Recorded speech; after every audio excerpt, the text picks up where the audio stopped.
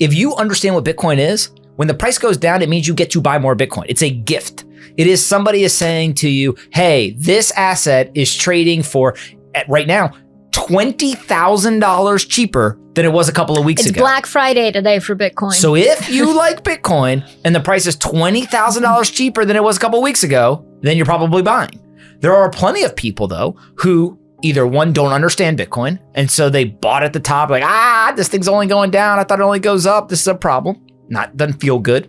The second is there's a lot of people who get greedy and they use leverage. If you go and you start using leverage and the price goes down, it goes against you. That can cause a lot of pain.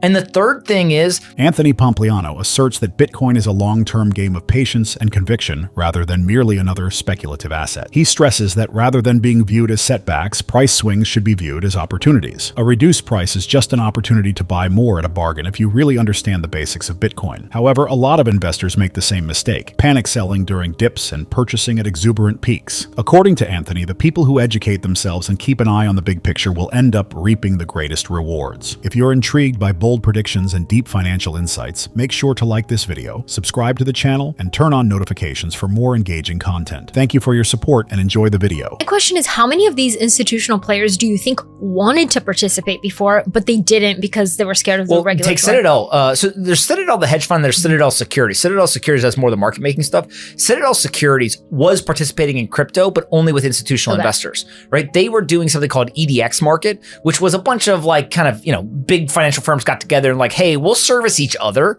and only Citadel institutions. Securities or the other one? Citadel Securities. Oh, okay. Right? And so the problem though is everyone wants to do the retail. So that's where all the flows are. That's where all of the assets are. And so they couldn't go and work with Coinbase. Citadel Securities was worried about working with a publicly traded US company because they thought the regulators may come after them. Yeah. And so now all of that fog, all of that has been lifted. And, we've talked about it before, but it's like somebody once said to me, it's like holding a beach ball underneath the water in the pool. And all of a sudden you let your hands go. What's that? Here goes the water. Doesn't mean the price does that, but the is the participation of all these people coming into the market, and that ends up being a really, really big deal. And so I think Citadel Securities doing this is kind of a watershed signal. On top of that, we saw Coinbase, we saw Robinhood, the SEC dropped investigations and or lawsuits there. And then on top of that, look at what Citadel is actually doing. They're not saying we're going to take directional bets on because we think Bitcoin's going up or down. They're saying we're going to do market making. They essentially want to have as little risk in the market, be as non-directional as possible, but they want to drive revenue or profit. And so this is how institutions play the game. They don't come in and say, like, let me lick my finger, stick it in the sky, and hope that I pick correctly whether Bitcoin's going up or down. They look and they say, I hope that I can figure out a way to make money in up or down markets. Citadel Securities is one of the best firms in the world at doing that, and they're going to continue to try to figure this out. And crypto, because it has more volatility than other markets, there's wider spreads in terms of the retail trading. That is where I think that they're going to end up actually getting a lot of revenue and profit. And so obviously they want to go there. And now regulators are going to let them do it where there's clarity. I think people should stop worrying so much about this price drawdowns. If you understand what Bitcoin is, when the price goes down, it means you get to buy more Bitcoin. It's a gift. It is somebody is saying to you, hey, this asset is trading for, right now, $20,000 cheaper than it was a couple of weeks ago. It's Black Friday today for Bitcoin. So if you like Bitcoin and the price is $20,000 cheaper than it was a couple of weeks ago, then you're probably buying. There are plenty of people, though, who either one, don't understand Bitcoin, and so they bought at the top, like, this thing's only going down. I thought it only goes up. This is a problem. Doesn't feel good. The second is there's a lot of people who get greedy and they use leverage. If you go and you start using leverage and the price goes down, it goes against you. That can cause a lot of pain. And the third thing is there's a lot of people who have been trying to come up with all kinds of weird ways to use their Bitcoin or take their Bitcoin, borrow against their Bitcoin, all these things. If you just buy spot Bitcoin and you hold it, it's kind of like real estate, right? Go back to 2020. Think about real estate in a lot of markets. You had bought a piece of real estate. It sits there. There's no stock ticker to it. There's no price every single day. But, the COVID thing happens. All of a sudden in March and April, real estate prices are crashing. Everyone's worried. Then by the end of the year, everything's come back. Now all of a sudden real estate prices are up. That volatility you really didn't see unless you're a weirdo and you're going on like Zillow or LoopNet every single day. The problem here is that everyone sees it every single day because it trades 24/7. And so what you have to understand is control your emotions. That is one of the hardest things to do in investing. I know people, and sometimes it happens to me. You wake up, you see green. Prices are up, you feel good. Hey, we're having a great day, we're making money. I love seeing green. Wake up the next day, you see red. Prices are down. Dang, we're losing money. The truth is that you're not making or losing money until you actually sell and capture that value. And given that most Bitcoiners are not going to sell, then you own a certain number of Bitcoin. Don't spend your mental energy focused on how do I go and kind of handle the fact that the dollar exchange price is going up or down. Focus your time and energy on how do I make more money so that I can buy more Bitcoin. And I think that if people can channel their energy towards that, it's much better. It is obvious, but it's worth stating. The more that you look at your portfolio, the more that you look at the prices, the less happy that you will end up being. And so what you have to train yourself to do is say, look, I own what I own.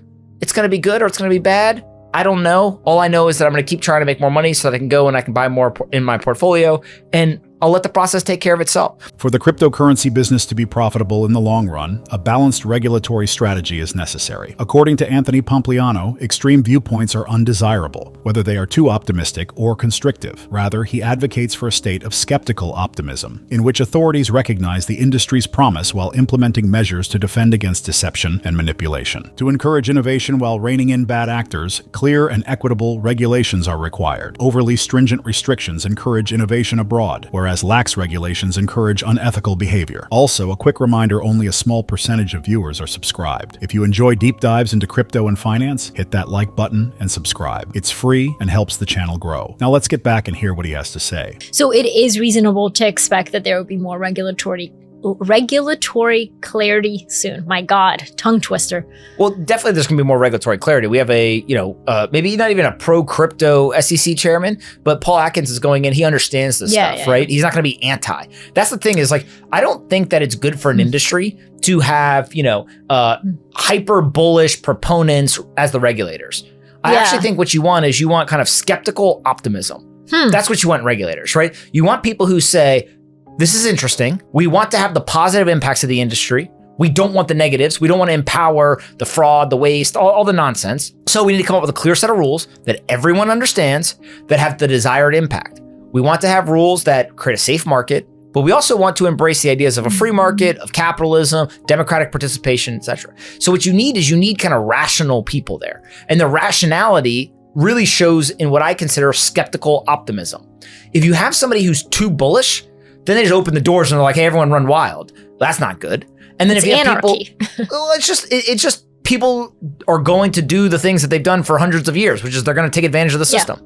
If you also have people who are too bearish, then they end up suppressing innovation, suppressing technology, pushing things offshore, etc. And that's really what I think we saw for the last 4 years or so.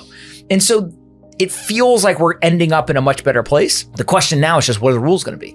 And so the Senate Banking Committee is a big part of this. There's many other regulatory organizations, individuals, the companies will have, some input into this. Like, that's what you want, is you want a lot of different stakeholders at the table. You want a bunch of people to go and try to say, hey, this is what I think we should do. And my guess is that the best regulations are where a lot of people walk away from the table being like, I got like 90% of what I wanted. Well, 90%.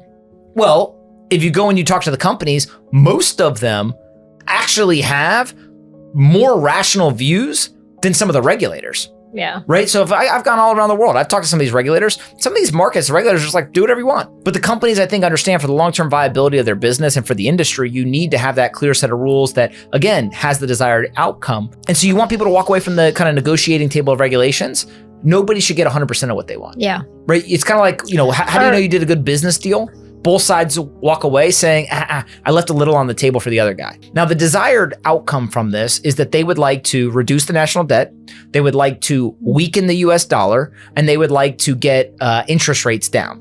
Those three things, right? Weaken the dollar, get the debt down, get interest rates down. Now, the way that you do that is you can't take a single solution and try to have multiple outcomes. So you need to have multiple inputs, have them impact each other to be able to get multiple outcomes. So there's three main pillars to this idea of a Mar-a-Lago Accord.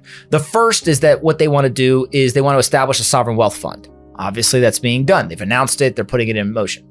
The second thing is tariffs. That also is being implemented. And then the third thing is that once you have more revenue, and also once you have once you have the tariffs, and then also once you have the sovereign wealth fund, then you've got to be able to cut a lot of costs. And that's where you see Doge and other things coming in.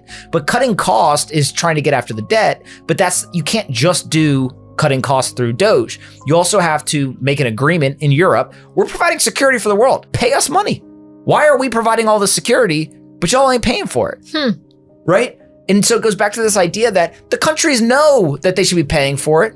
We just have never had somebody who goes to them and says, to enforce pay us the money. Yeah. So this idea of payment for security agreement is being implemented in Europe. This is definitely going to happen. They're going to pay more money. On top of that, you see the Doge stuff. And then there's this idea of what people are calling a century bond. And in a very generalized manner, the idea would be that if other countries are holding debt, we would do a debt swap with them. And we would essentially swap the debt for these 100-year bonds that would be much more advantageous for the United States for their debt holders to hold these 100-year bonds. Now, the reason why I describe all that's a lot of stuff going on.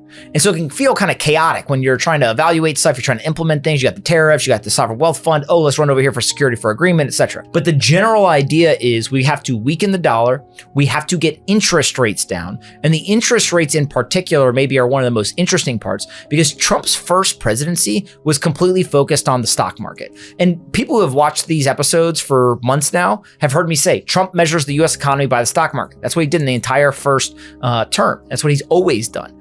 But now Trump is actually changing his mind. So when we get new information, we have to change our understanding of what people are actually paying attention to. Trump, obviously, as we see some stocks are coming down, is willing to trade a lower stock market for a lower interest rate.